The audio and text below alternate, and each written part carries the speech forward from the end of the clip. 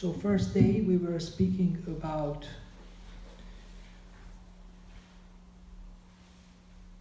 confidential conversations.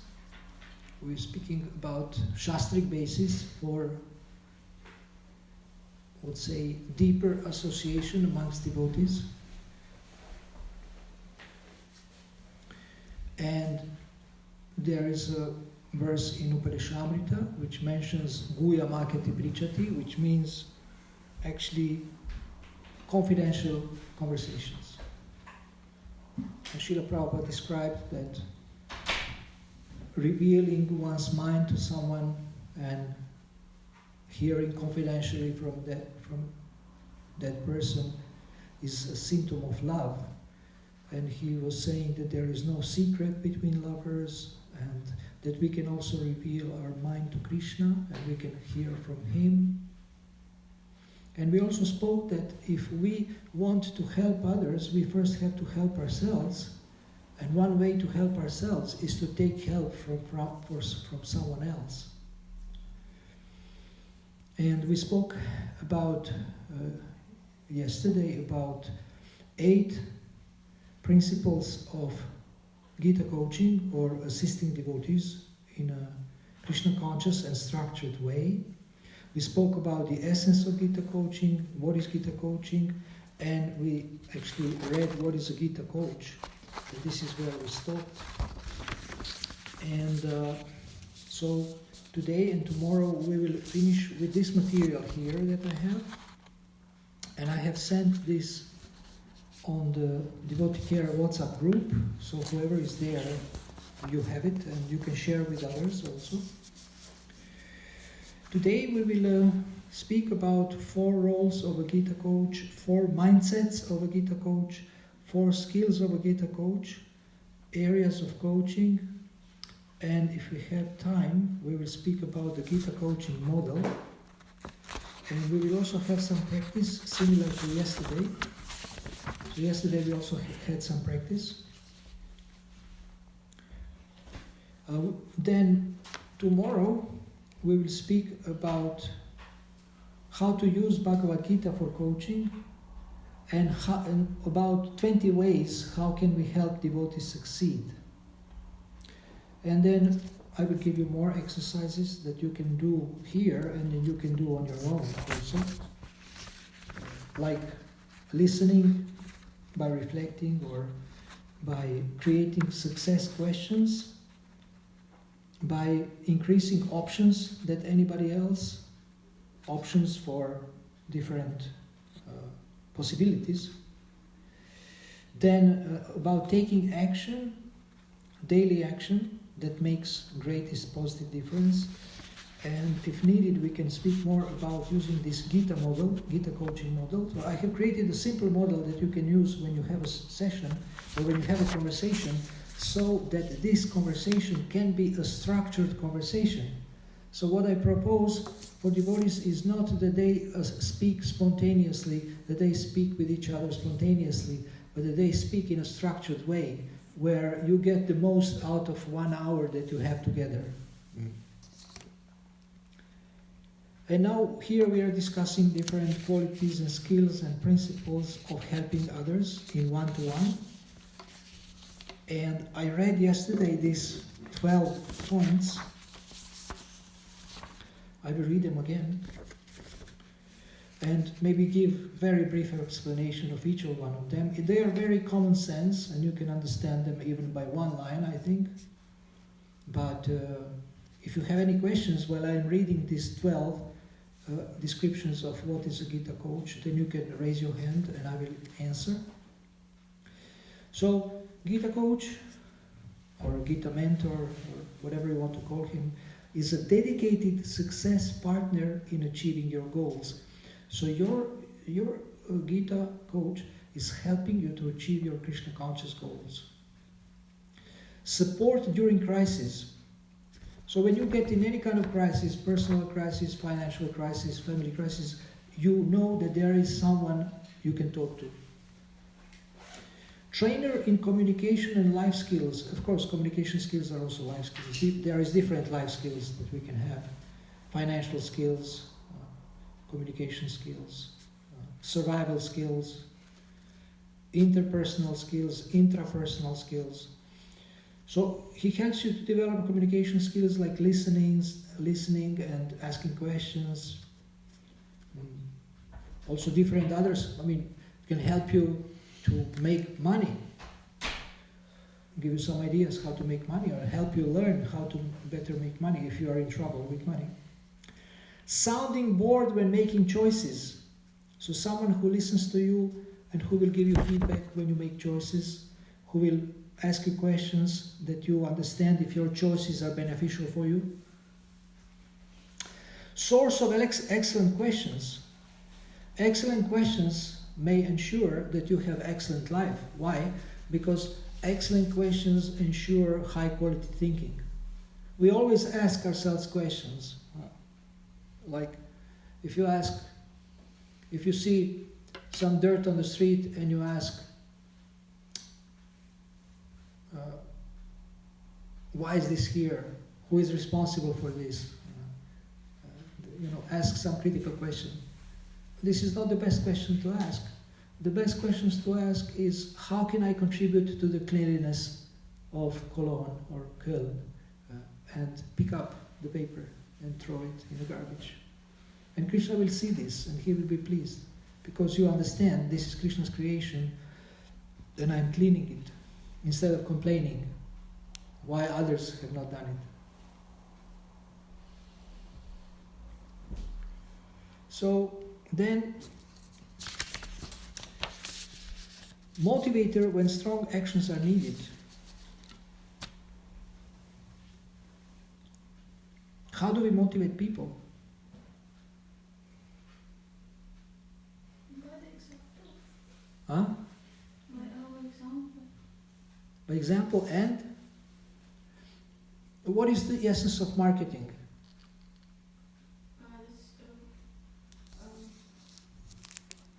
Like it's A-B dialogue.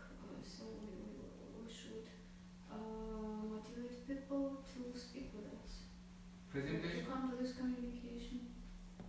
No, when you want to promote a product or a service, what do you describe? So maybe you need to give a feeling that without this product you are not successful, or you are not happy without the product. That with as a product you become better. Yeah, so benefits. Benefits. You describe the benefits. What's in it for me? What's in it for you? So to motivate someone, you can describe them, you can help them to discover the benefits. For example, if I tell you you should change your japa every day, 16 rounds, and you can say, why? Then I say, well, these are the benefits. I have a question. So if I ask someone about the problems or solutions, that how I can realize that this person, whatever the suggestion is giving to me, it will be giving a success for me. How I can decide that? How I can believe his words, that his words will give success to me? You have to use your intelligence and see if it makes sense. If I tell you, if you change japa, you will feel very good, then you may believe me or not, but if you try, you can see if it works. Like Mick Jagger from Rolling Stones, I heard he chanted 1 round, and he said, I chanted 1 round and nothing happened. But you don't achieve samadhi by 1 round. You don't achieve Krishna prema by 1 round. So how do you know that something will benefit you? You have to test it. You have to try. If you don't believe me. So then, mentor in personal development. So personal development is all of these things that we are talking about. So you can improve yourself in all areas of life. Guide in making spiritual advancement. This is about sadhana, about your relationship with Krishna, about your service. So this is also the role. Co-designer when developing an extraordinary project. so you can help others also with some ideas if you're a code designer, or you just help them with questions. Beacon, during stormy times, beacon is a torch, a light. Sometimes it's very difficult, and you help them keep calm and give another perspective, another light on the situation. Sometimes it's very stormy, it's very turbulent, but there is always light at the end of the tunnel. Wake up call if you don't hear your own. So sometimes a helper can help you wake up and understand certain things.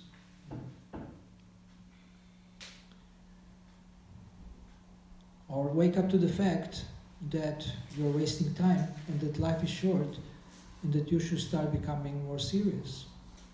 And the last is your success partner in living a happy and productive Krishna conscious life you know you can and should live.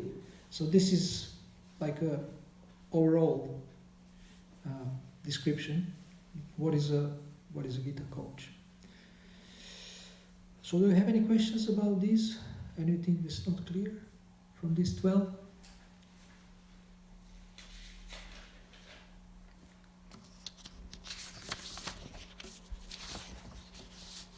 Okay, so let us do 4 roles of a Gita coach. First is example, personal example.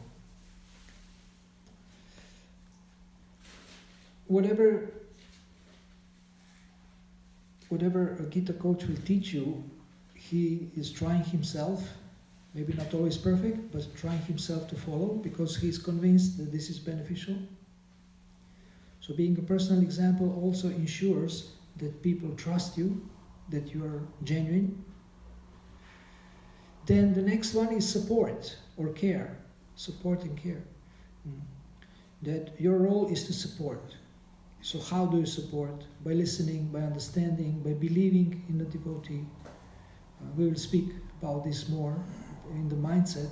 There is many ways to support another person, and you basically can take any way, can apply any way to support others, by your words, by your practical help, by your attitude, by your love, support. And then guidance. Guidance means giving advice, teaching, directing, giving direction. So you act as a trusted guide. And then the 4th role is a challenge. Together you set certain goals so that the devotee can grow. Certain challenges, something to be able to stretch, like to do a little bit over your limits. Like in marathon, you set a goal, okay, tomorrow I distribute 10 books, but the day after tomorrow I want to distribute 15. So together you actually choose a challenge and the devotee takes a challenge. Or sometimes when you speak and maybe devotee is lamenting or is critical, you can ask some question which is a bit challenging. Then 4 mindsets of a Gita coach. Do you have any questions about these 4 roles of a Gita coach? Or maybe something is missing? We don't have it before our eyes. It's a bit difficult to follow. To have what? These points not before our eyes. It is difficult to follow. To print it out or something? Yeah. There is a printer upstairs in the office. Well, there is not so many of you. Maybe we can make some copies. We will see. Or you can arrange to make your own copies somehow. I can send you the file. Yeah, we can arrange ourselves. Okay. I mean, you can get all this. Also this Guya Maketi Prichati file, where it's a collection of quotes. This also you can print out. Okay? And I have another file for the next week. We will do next week Success Partnership, because this week we don't have time to get into Success Partnership, because we want to cover this. And Keshava Prabhu has agreed that we do again next week sessions. 4 mindsets of a Gita coach: has full faith in the Bhagavad Gita as it is.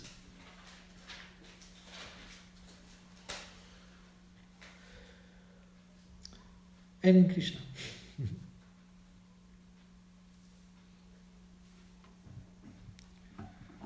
This hot water. Uh-huh.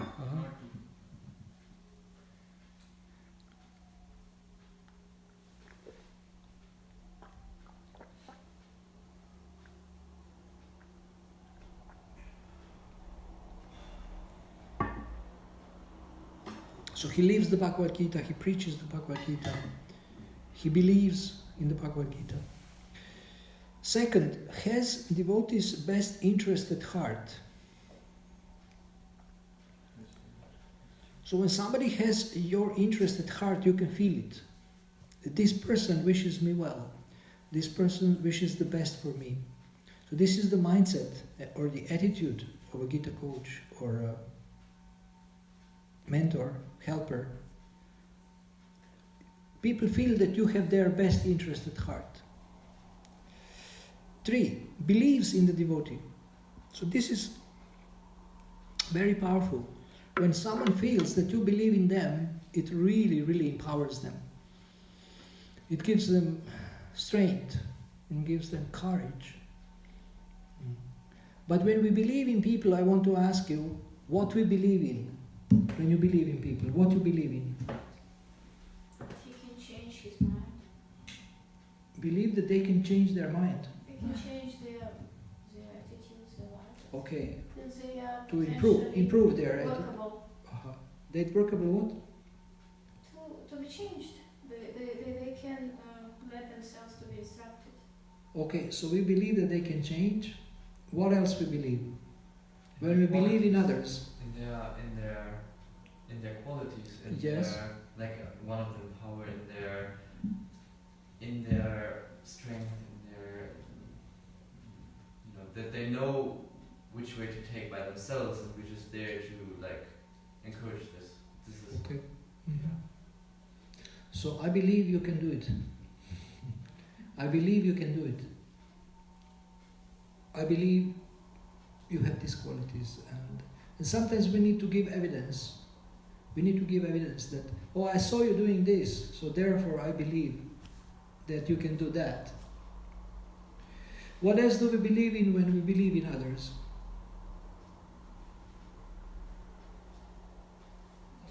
Trustworthy. That they are trustworthy. So reliability, that they are reliable, that we can count on them. Okay, that's very nice. That they are trustworthy. That's very nice. That's powerful. What else? What do we believe in when we believe in people? We believe in their hearts. In their heart. In their thoughts. In their thoughts. Thoughts. Can you explain that? We believe that they have a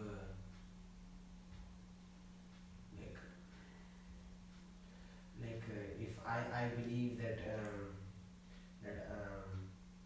I can do something good, then you say yes, I believe you. I believe that someday I will achieve something, and you say yes, I believe you. So he believes in my thoughts. But it seems that you are saying that you are believing in their ability. Yeah. Okay. So believing in their ability in various areas, believing in their ability, that's I would say competence, a part of competence where they're competent to do something, and we also believe in their sincerity, and that's a character side.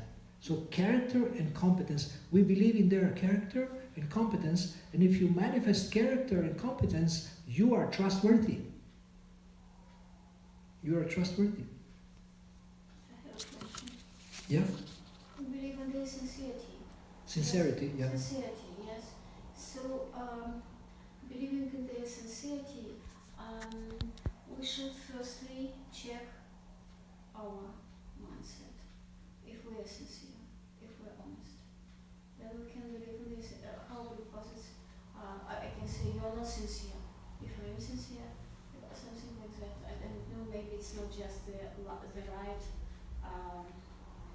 set. Maybe it's just a bit naive, but it's he was mining something like that. He was meaning something like that.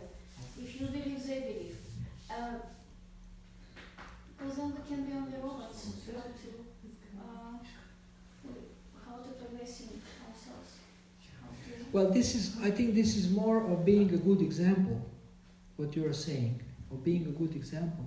But I'm speaking of believing in the sincerity of the other person. You can check your sincerity, that's fine. But how much do you believe in the sincerity of the devotee that you are helping? And people feel when you believe that they are sincere, and sometimes maybe they are not so sincere. But if you tell them, I believe you are sincere, it obliges them sometimes to be more sincere. Because sometimes it's not easy to be so sincere because you have material desires, you have these motives, you have bad karma, you have, maybe cheating character. And sometimes they say, I'm not sincere. And then I tell them, so why don't you become more sincere? And then they ask, how? Okay, well, let's speak about how can you become more sincere. Just one word, in the street they often say, I'm the atheist. I often say, if you're the atheist, it's very nice, you're not fanatical. And often they take the book. Yes. That's amazing. That's something about this. Yes, if they're not sincere, it doesn't matter. Everybody's sincere. That's why if we are sincere, believing that everybody What is did you sincere, tell them when they say I'm an atheist? What did you say? I say, very nice, you're not fanatical. Fanatical. Wow, that's so smart. Wow, this is really smart. So and they take the book. They take the book. Yeah, very often. Not always, but often. Is there very yes? So that is not so bad. No, it's you're not so religious. You're not so fanatical. You can understand what the spiritual science is because it's not the religion. I have to make an interview with you urgently, immediately about Sankirtan. That's great. Okay, so we believe in the devotee that we are helping, and they can feel it, and this empowers them. And the last one of your mindset or your attitude towards a devotee is that you are curious. So what you are curious about? There is two things you can be curious. But before I tell you these two things, you tell me, if you would be in front of someone whom you are supposed to support and help, what would you be curious about? About his interests. About? His life. About his or her life, about their interests. About what his life. Doing, what is their family doing? That's what they're reading, what they're eating, about their life. What's their This is, yes, normal life. life. Way of living. But this is very general. Can we be more specific? What, for example, what we are curious about as devotees. This is very general. This is good. This is okay. This should be there. This kind of curiosity. But what else we are curious about in relation to anybody? Sorry, why they want to change? Why they want to be how to say, instructed? Why they want to be helped? Okay. So why and why? Why they want to be helped? Good. Yes. You can be curious in their abilities. Curious, what are their abilities? Good. What else? We're curious about whether I can solve their problem. Aha, you want to find out whether you can solve their problem or whether they can solve their problem. Okay, so it's interesting when you become curious. Yes. You can also be curious what their problem actually is. Oh yes, let's find out, because sometimes some things. And why? Yes, sometimes it looks like I ask somebody, what is your problem? He says time management. Then when we speak, then it comes out that their problem is not time management, but that their boss is torturing them and pushing them to work overtime. You understand? So become curious, what is the problem behind the problem? Or the goal behind the goal? Okay, very nice. So now I want to give you 2 points. What you can be curious about when you speak to someone. And it's really, really exciting. And it's Krishna conscious. And now you want to hear what it is. And you want to hear, you have to pay me. If there is any cake or something to bribe me. There should be some sweets left. Yes, and the last one, no? Yeah. Yeah, pretty sure. And actually we kept this for you, of course. Our renounced brahmachari said that the last piece of cake was finished by someone, by the invisible person. So I'm not asking for euros, I'm just asking for some cake. So you promised, and now I will reveal it to you. You can be curious, how is Krishna helping them and how is Krishna testing them? That's really exciting when you speak to someone. How is Krishna helping them? And then you help them to understand, wow, Krishna is helping you so much. And how is Krishna testing them? They say, I have a problem. Or you say, no, it's not a problem, it's a test. How you are going to handle it. So then your conversation becomes so exciting. How is Krishna helping them and how is Krishna testing them? Then we have 4 skills of a Gita coach. Now, what do you think are the skills of a Gita coach? 4 core skills or 4 main skills. Listens. Listening, okay. Number 1, the answer is correct. Next. Speaking. Speaking. Asking questions. Asking questions, inquiry. You are listening, you ask questions to find out more, okay. Speaking, yeah, coach can speak, but usually coach avoids to speak. He wants the devotee to speak more.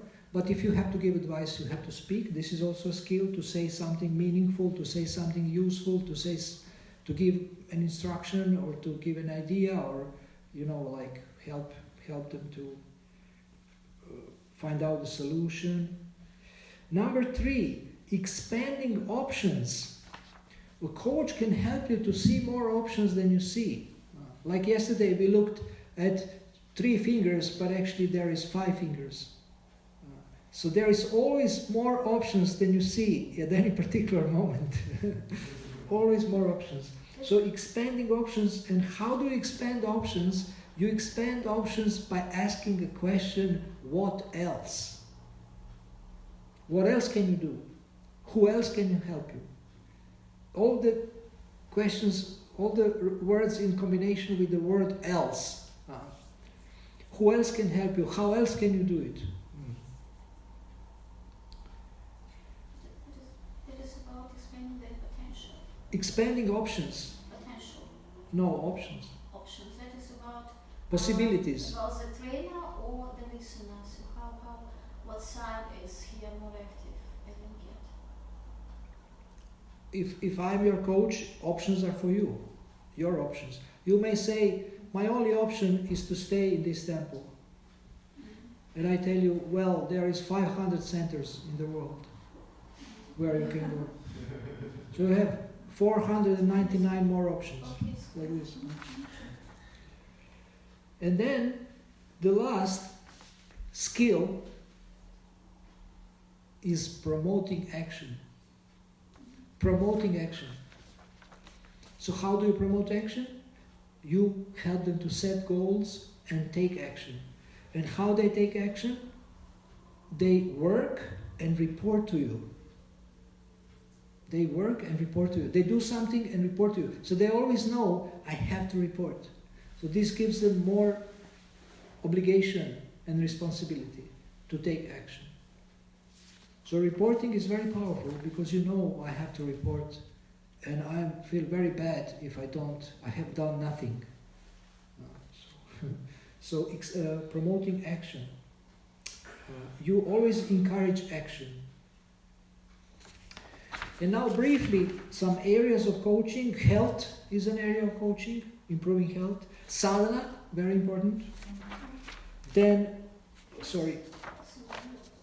we have a service and career, devotional service. If you are working outside career, so this is also area of coaching. Relationships is a big area of coaching. In relation to sadhana, we have self-discipline as an area of coaching also. Self-discipline. In other areas, apart from sadhana, you need self-discipline. Finances, money. So you can help devotees to make money. We yesterday spoke about passive income, that how you earn money without working. Everybody likes this topic.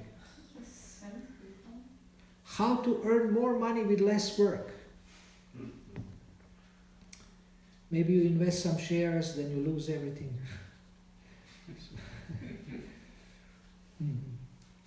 So we are making good progress with our content here, and we have come.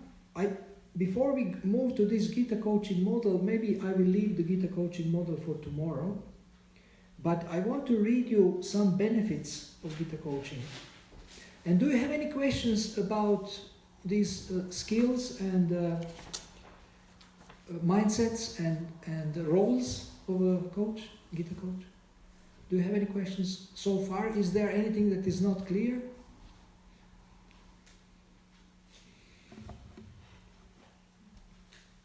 Okay, everything is clear.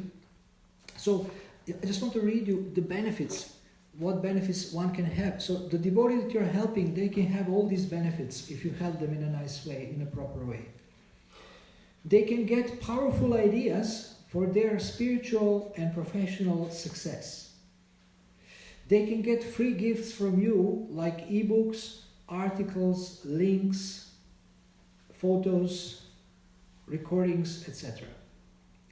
They can get leadership and management skills. They can get preaching ideas and skills.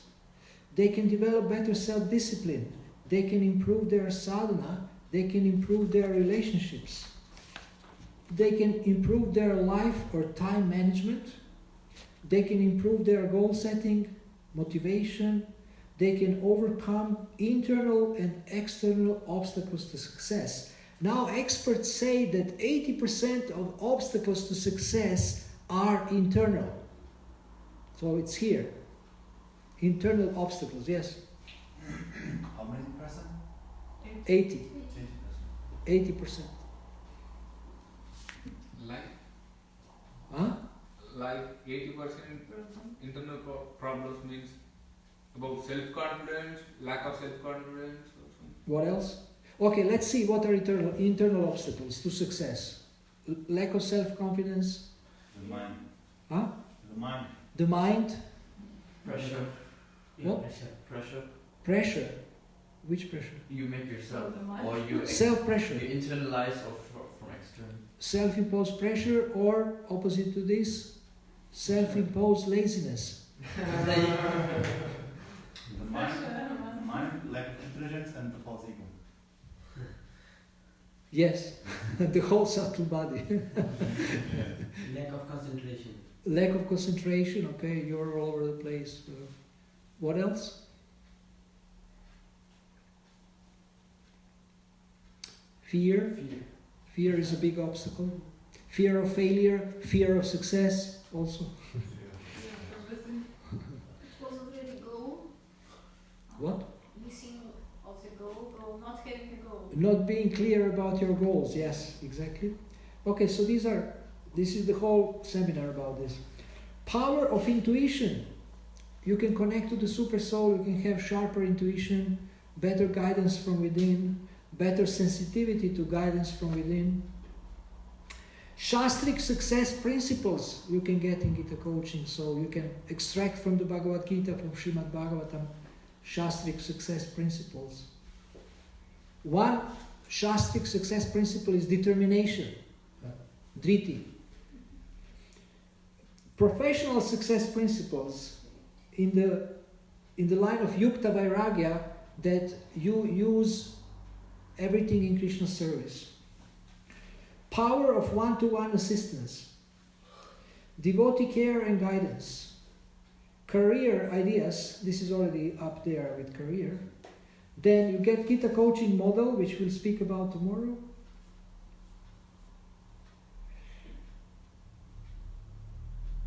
Assistance, so if you know what to do, but have a challenge doing it, you get assistance. I know what to do, but somehow it doesn't work. So you can get assistance to this. You can find out what are the obstacles, etc., and much more.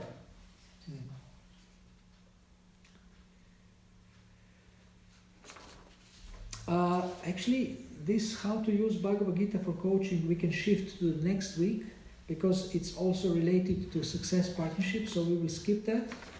And we have skipped the Gita model also. This will explain tomorrow. And let me see what else we have here.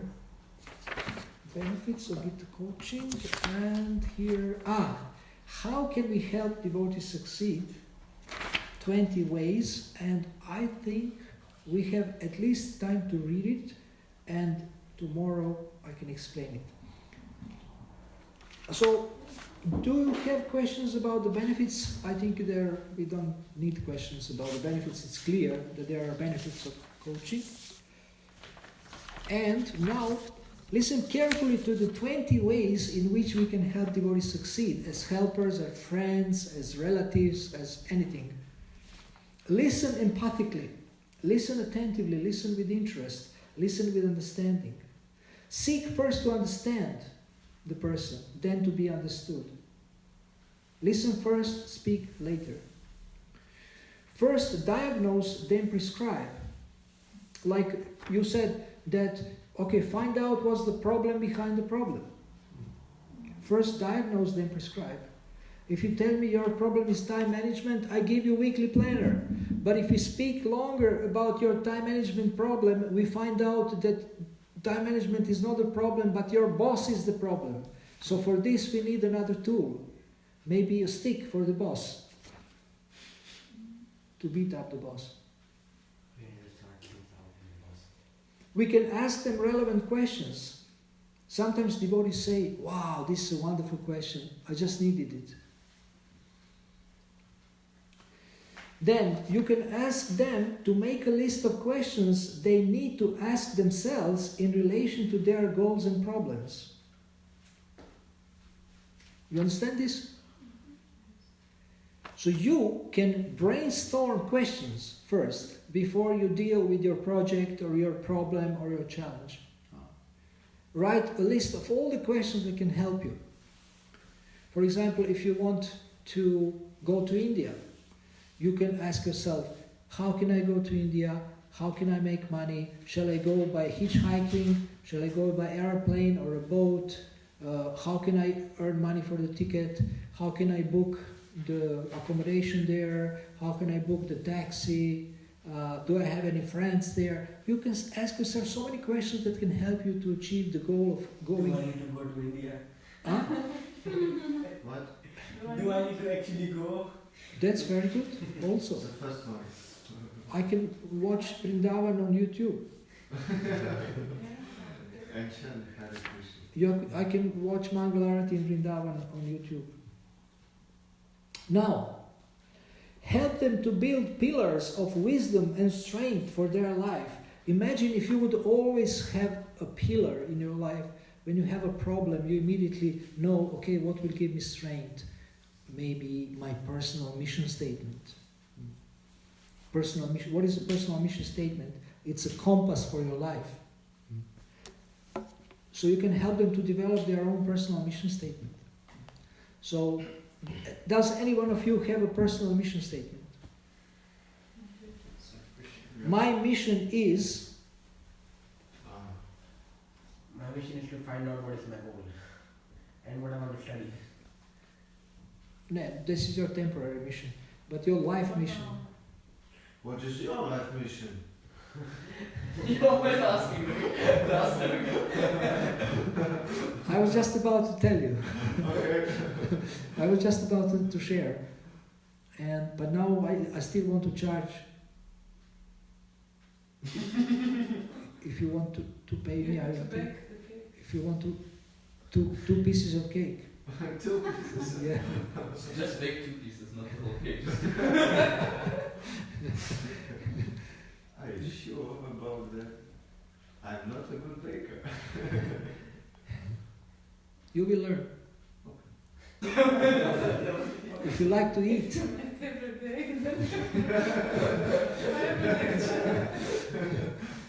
So,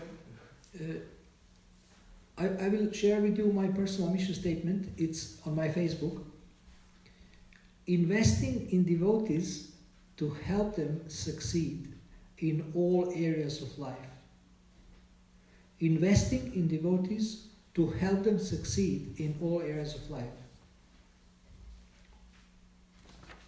So when I read this, I always remember what is my service, what is my mission, what am I supposed to do. If I get lost sometimes and start to think about playing guitar or something, but then I go back to this mission that I have created myself. I have chosen myself this mission to invest in devotees, my time, energy, and whatever to help them succeed. Yes?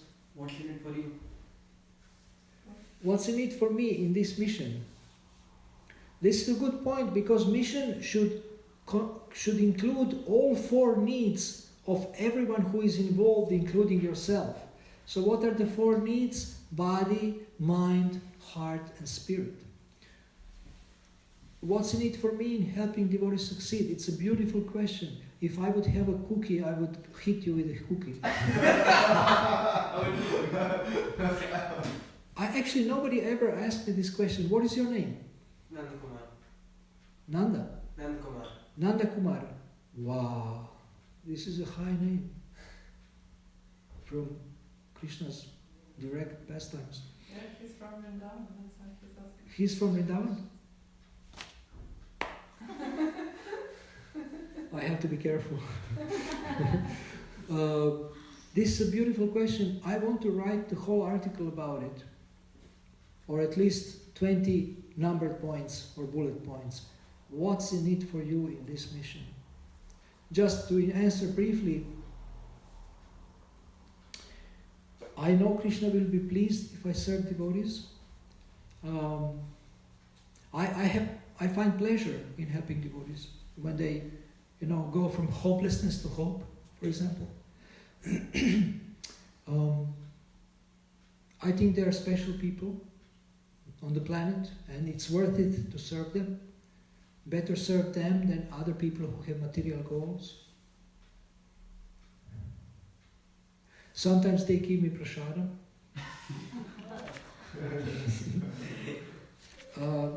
But to me the greatest reward, if they get like a new boost, new impetus, new, Energy. new energy to move forward. And for me, actually, the best client is a devotee who likes to preach. So that's most exciting. And another exciting client is when those I'm helping become helpers themselves. So to have this chain of help. You're helping someone and they become so strong that they say, now I can help others. To me, that is very exciting. Etc., etc. Okay, so yes? Would it be the aim to help the devotees not to leave the movement? Yes, that can be also a goal in helping others. That's maybe initial goal, but then after this you want them to bring more people to the movement. Also, you want them to get so inspired. Oh, time is flying very quickly. So help them to create a personal mission statement, help them to define their key roles and goals. This is about clarity. Clarity is so important in life. Encourage them to see everything through the eyes of the scriptures, especially when there is trouble. We forget about the scriptures. We think scripture is a theory when there is problem. Help them to see Krishna's hand in every situation, that's similar. Induce them to learn from every situation. instead of complaining about the situation. Help them to forgive. This is a big issue. Many devotees have difficulty forgiving their parents, other devotees, people who hurt them. Induce them to chant and read regularly. Induce them to hear spiritual and inspirational talks. Show them that their life is important to you and that you care. Now this is important. If they know that somebody cares about them and about their life, and that they're important to someone, this is a great boost. This is a great encouragement. And you should do it as sincerely as you can. Give them gifts or money.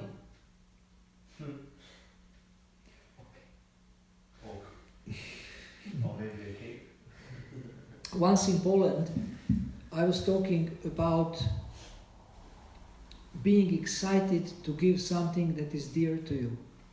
It was 2005. At that time, iPod was quite new, and I got one small iPod from one Prabhu who didn't know how to use it. So he gave it to me, and I was a little proud of this iPod. And I was mentioning iPod as a potential gift that is very dear to you because it's a new gadget and it's expensive. And then to part from it, to give it to others, it's a little bit of surrender. So I was saying about this, and I was so excited about inspiring people to give. But at the end of the class, one devotee came to me and asked me, Prabhu, do you still have this iPod? He wanted to take iPod.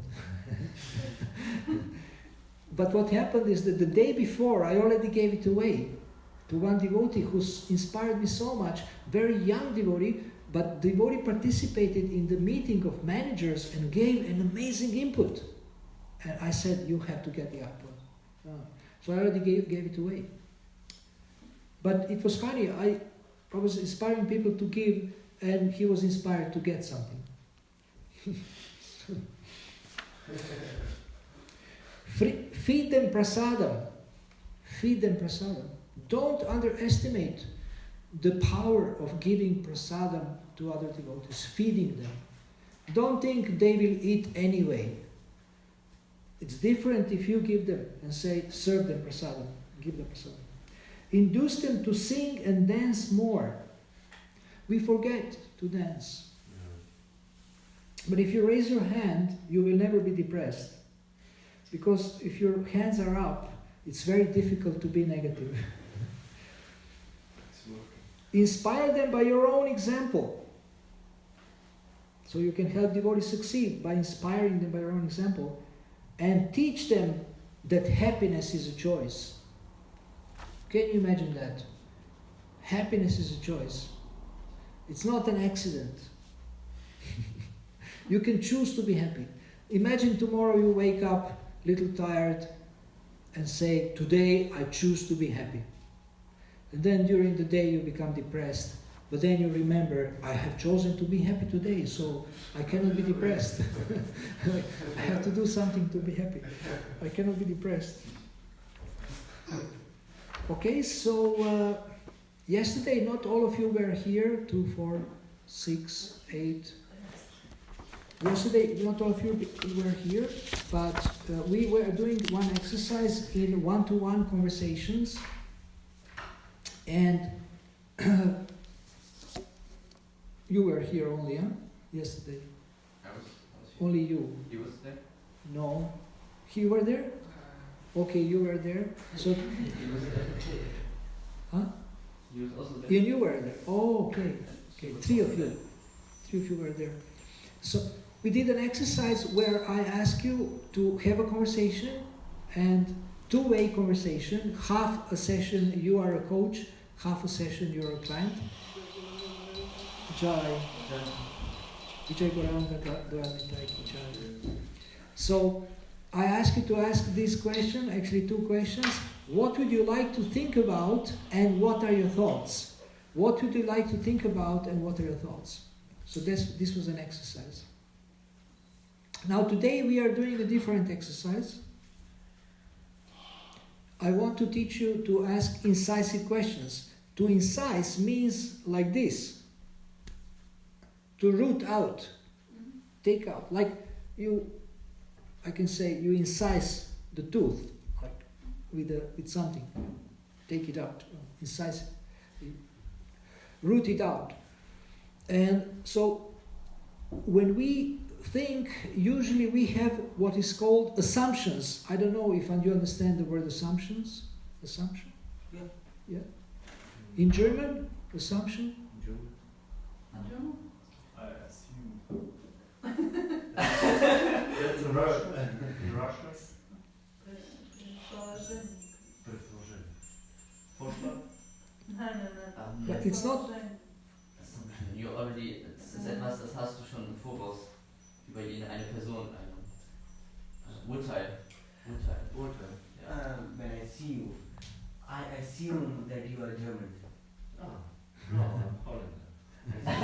So it's my assumption. Assumption, yeah. Предположение. You see, it's similar to prejudice. You Yeah. understand prejudice? Urteil und Vorurteil. Ja. Vorurteil ist Prejudice and Urteil ist Assumption. Okay, so Yeah. now what I want you to do, that you, as a client, as a devotee who is being helped, you tell to a coach, to a Gita coach, that I have this goal.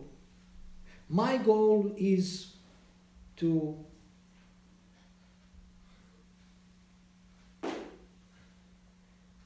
do what? To do 24 hours kirtan 4 times a month.